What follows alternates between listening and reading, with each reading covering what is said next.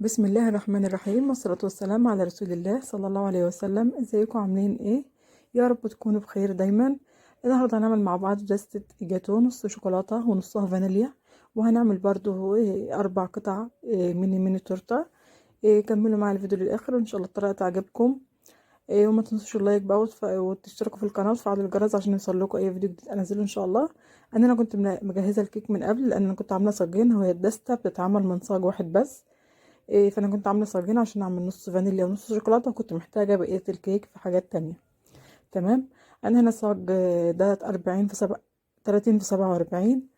حطيت فيه الاسبونج بالطريقه دي، الاسبونج البيتي. هسيب لكم ان شاء الله مقاديره في صندوق الوصف. واخدت منه كده طبقتين، كل طبقه 11 سنتي. هنعمل دي 6 قطع جاتو. تمام. وبقيه القطع اللي هي الشوكولاته دي هطلع منها 4 قطع اللي هي الميني تورته. هقيسها بالكب ده كده، او باي قطعة عندك بقى مقاسها 9 سنتي ل10 سنتي. هطلع بقى 4 قطع بالشكل ده كده من القطعة المتبقية ديت. وده الصاج التاني فانيليا، هسيب لكم ان شاء الله برضو مقاديره في صندوق الوصف. هطلع منه برضو 2 قطع اعملهم النص دستة التانية جاتو. يعني هو الصاج لو هتعملي دستة جاتو واحدة بس، هتعملي صاج 30 في 47، هيطلع معاكي دستة جاتو. ولو عايزاها نص ونص، هنقسم الخليط نصين ونزود على بقية الخليط معلقة كاكاو ونحطها في نص الصاج التاني. كده هيطلع معانا دستة فانيليا وشوكولاتة من صاج واحد برضو ان شاء الله. كده بقى معايا كوباية كريم شانتيه. نضرب كوباية كريم شانتيه كده على كوباية مية فيها تلج، أو كوباية وربع مية على حسب الكريمة بتاعتك. ومعلقتين سكر ومعلقة كريمة بستري، ونضربهم في المضرب أو العجان لما يبقى بالقوام ده كده. وبعدين بقى نحطهم في كيس حلواني، ونحط أول طبقة، وبعدين نحط طبقة كريمة كده كويسة، وبعدين الطبقة التانية. ونضغط عليها ضغطة بالراحة كده، يعني تتماسك بس مع الكريمة. ونحط طبقة الكيك التانية، وبعدين نسقي سيرب خفيف، وبعدين نحط اخر طبقة كريمة بالشكل ده كده. بس المهم طبقة الكريمة اللي هنحطها تكون طبقة يعني كويسة كده، عشان يعني القطعة كده تبقى كويسة وحلوة، ما تبقاش الكريمة قليلة فيها.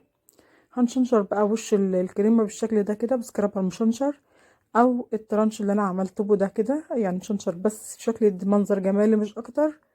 بالشكل ده كده بالسكينة المشنشرة. وبعدين كده على نفس القاعدة هنحط قطعة الجاتو الشوكولاتة. هنزود بس الكريمة معلقة كاكاو خام أو معلقة جناش لو هنعملها بكريمة شوكولاتة. ونسقي برضو الكيك بسيرب خفيف كده شوية صغيرين، منكترش لأن الجاتو أصلا ما بيسقاش سيرب كتير. وبعدين نحط طبقة كريمة وطبقة الكيك التانية بالشكل ده كده.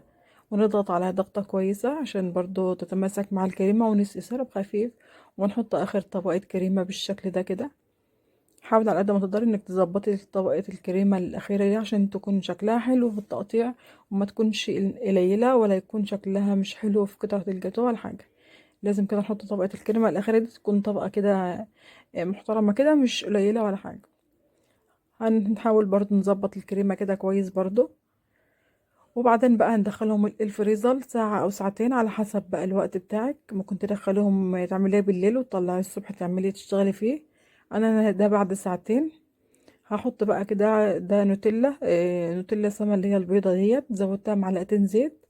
واحط كده على قطعتين كده من الجاتو. انا يعني هشكل الجاتو بتاع النهارده. هعمل كده يعني بنكهات مختلفة عشان يبقى طعم حلو كده ويبقى فيه تغيير شوية.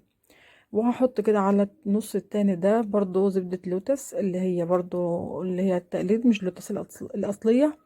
وبعدين هنخفها برضو بمعلقتين زيت، وهنحط برضو على شوية كده منها بالشكل ده، ونفردهم بالمعلقة كويس.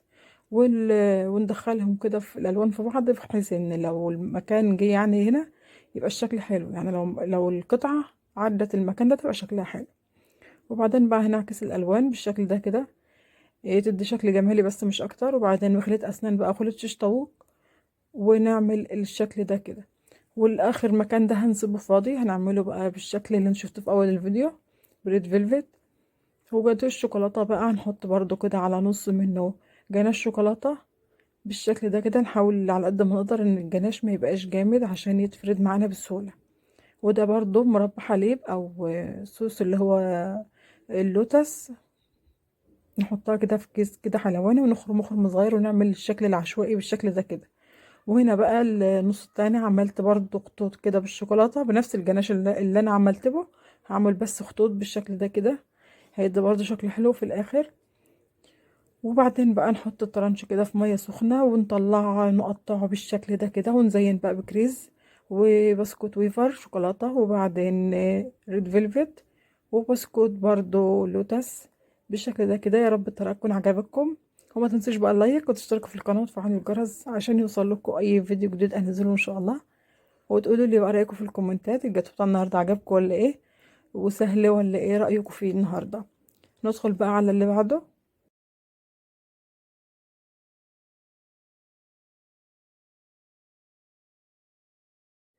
هنا بقى الميني تورته اللي عملناها في الاول. هنقطع كده ورق الفاكيوم بحجم القطعه اللي احنا قطعناها، 9 سنتي بقى او 8 سنتي او 10 سنتي، المقاس اللي انت قطعتيه زي ما تحبي. وبعدين نقطع الورق الفاكيوم على مقاسه، ونحط ورقه كاب كيك كده تحت القطعه، ونلزق ورقه الفاكيوم بلزق كده للسولوتيب عشان تتماسك معانا ما تتفكش مننا وتبقى ثابته يعني. نحط طبقه كيك كده كويسه، وبعدين نسقيها بسيرب خفيف، ونحط طبقه كريمه شوكولاته من اللي باقيه معانا، وبعدين نحط الطبقه اللي بعدها بالشكل ده كده. اي مكان اي كيك بقى متكسر عندك تحطيه في النص، مش هيفرق خالص ولا يبان ولا حاجه. اي حاجه متقطعه معاكي حطها في النص، مش هتبان، الكريمه بتمسك كل ده في بعضه بالشكل ده كده. شايفين اي مكان فاضي بزوده ازاي، مفيش فيها مشكله خالص، ولا هيبان في الاكل ولا في التقطيع ولا اي حاجه.